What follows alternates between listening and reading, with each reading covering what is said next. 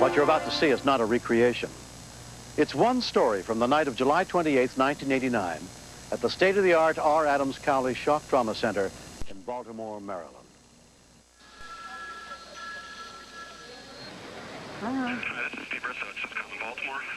As evening falls, a seriously injured youth, Paul Levasseur, is brought into Cowley by helicopter from another hospital.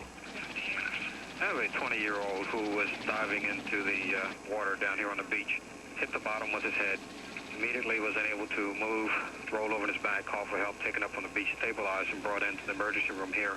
I talked to his mother, and she wanted us to have him come up to shock trauma. When was the last time you had anything to eat or drink? I had 2 Big Newtons at about 10 o'clock this morning. That's it? And a couple beers, and that was it. Okay. What happened to you, Paul? Dove into the ocean at the bottom. Okay. Pass out? No. No? Okay. Can't do anything. Take a big breath for me. Can you wiggle your toes? No. Okay. Can you squeeze my hand? Squeeze my hand. Both my hands. Can you squeeze? You can't squeeze. Okay. Paul cannot move his hands or body from the mid-chest down. He said it's his C6 burst fracture. So that's all I know. Can you feel me touching your foot? No. Can you feel me touching your leg? No. Can you feel me touching here? No. What about here? Yes. What about now? Okay. T3. The prognosis is guarded right now, and we're going to have the neurosurgeon put him in an apparatus so that we can put some traction on the entire spine and try to realign this problem. But you know, he may have a permanent deficit. Oh my, what a headache. Yeah, no fun. Just think you were drinking tequila. Pretend you had tequila last night, okay? He understands what he did. He takes full responsibility for it, and he just has a real good grasp. He knows he's paralyzed. He says he'd love to be back out on the cross field. He'll be out there in his wheelchair. That's kind of what I think. Can I get you anything? Nurse Janine Gerling-Dunsmore is assigned to Paul. I can't give you a hamburger. You know that. They're doing a good job. I mean, I'm really not in pain anymore. Just sitting here and enjoying the sights of the ceiling here. I asked for a Walkman. They brought me a full radio, so I can't complain. Paul's parents, Jock and Mary Jane Levasseur, have come to be with their oldest child. You're coming up, okay? Now, you don't have to, shut your eyes a second. You don't have to be cool, okay? Right. You can do what you need to do. Mom's going to be upset. Dad, come on in. Okay? These are all the lines we told you about, okay? Just come right out. To you. Well, when it rains, it pours, huh? Yeah, I guess so. You can grab his hands, that's okay. I love you, son. We're right here. Hang in there. Come on over here. Everybody knows. If anybody can do it, you can. He asked the doctor about walking again, and the doctor said, well, I've only ever had 2 people who ever recovered and walked again. And Paul said, well, there's going to be 3. If everybody around Paul was like Paul, he would be well someday. I'm convinced of that. And so right now, I would say our challenge is to be as strong as he is. Okay, you hang in there. We know that. We know that with your spirit, situation we have to deal with. It's a long road to hoe, but we think you can row the whole road, okay?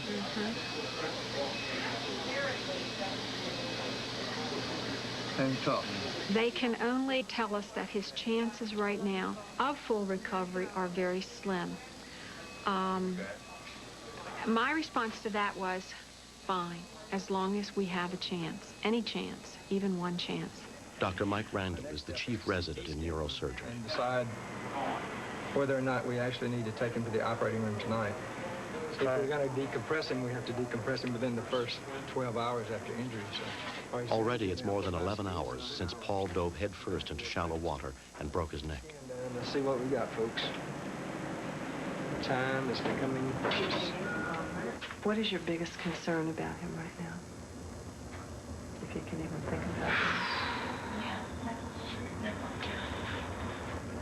His physical pain that he's in right now and how he's feeling. how he's feeling. You mean feeling inside in his heart? And, how he's going to handle it. I know. I mean, I don't think he's cried yet. Well, didn't he cry when you were well, that's what passes for crying with Paul. Is there anything else I can do for you? Turn the clock back. As we suspected, there is compression of the spinal cord. The bone is certainly retropulsed back into the spinal canal and is severely compromising his spinal cord. That pretty much tells the story right there. We'll have to take him to the operating room just to be able to decompress that and try to salvage some of his neurological injury. It's very difficult to tell somebody that your 20-year-old son may never walk again. It's even more difficult if you have to tell them that they may not live through the night. Fortunately, this guy is unfortunate in one respect, but in the other respect, he is at least going to have a functional life. At midnight, Dr. Randall explains to Paul's family the proposed surgery and its considerable risks. Hi, guys. Hi. We're back. Mom and Dad. What we're going to have to do is go ahead and take him to the operating room. There's always a danger when you operate on anything in the spinal cord, the brain, when you operate on anything, that you can make the patient worse. That is certainly not our intention, and we definitely have to wake him up right after the operation. Yeah. So there is a risk that he could come out worse, but he is certainly not going to get any better unless we operate. And we still have a few hours, and we think we ought to just go for it. Okay? You really don't have a whole lot of choice in there, then. No, we really don't. What are the alternatives? There are no alternatives. By removing the broken vertebrae bone, pressing on Paul's spinal cord, they hope to restore the use of his hands. I just want to let you know that I'm going to be stuck here for a while, sir. Okay, I'll try to see you sometime later on tonight. Okay, there. All right, bye-bye. We'll take him in and make an incision through the front part of his neck, take out the vertebrae, and we'll take a piece of bone from his hip, and we'll make him another portion of the vertebral body.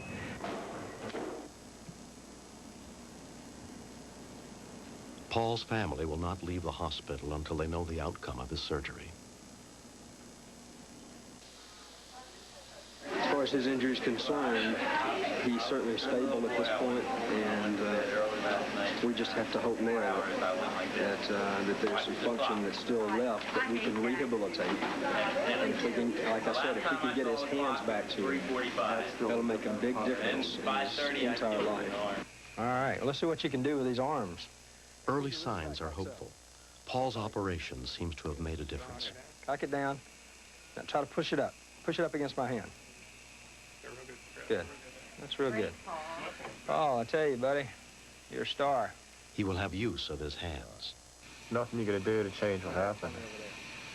So, you know, just got to live with it. And it's not going to get any worse than it is now. So, you know, everything that happens that gets better is just another plus. There's so many reasons why this shouldn't have been Paul. Me and my friends were all talking about this. If it could have been any one of us, it would have been better than Paul. Because he loves to run more than anything else. I don't care if you're in a hospital bed. You think I'm going to forgive you for letting me stay, wreck that car, stay and run. There's no way. You're going to have to do some stuff to make it up to me. Steal me some. All right. I don't want those girls' phone numbers. That's not. I want you to get me some good hospital gowns.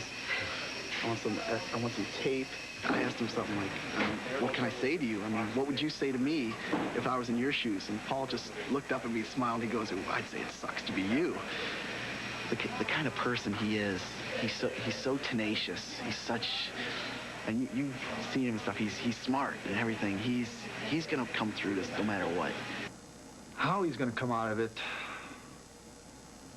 you know, I'd like to see the kid play lacrosse someday. Well, that would be great. That would be great. You hope for the best, and I don't want to say we'll take what we can get, you know, because we'll always want a little bit more. Hey, man. How about that? Look at that. That's great. That's great. Turn it don't know, I've always been up for a challenge. I guess it's about as big of a challenge as anyone will ever face. I mean, it'll never be, well, I know it might never be exactly the way it was before. But no sense in sitting back and feeling sorry for yourself, because nothing you do is going to make it like it was before. The only thing that's going to do that is if you get out and try to, work on yourself and stuff like that. So I can't wait for rehab to start. You have reached the Lavassers, and here's his progress report. Saturday, Paul taught himself how to write. He likes to write poetry.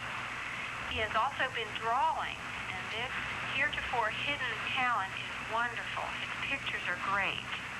Thanks for your continuing love, support, and prayers for Paul. Next. And Joe's going to set another fire the next night. Suspect is on the ground.